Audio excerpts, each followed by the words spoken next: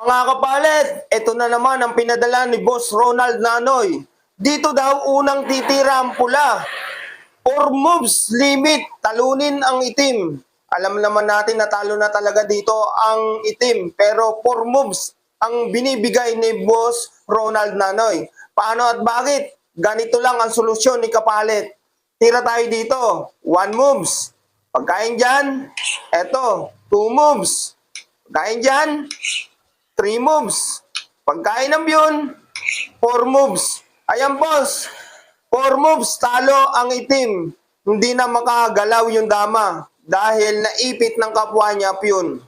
Okay, Boss Ronald Nanoy, sana tama ako at magpadala ka pa ng mga puzzle na aking gagawa ng solusyon. Thank you at shoutout sa inyong lahat mga kadama. At kung nag-iibig kayo magpadala ng puzzle, padala nyo para ma-shoutout ko rin kayo.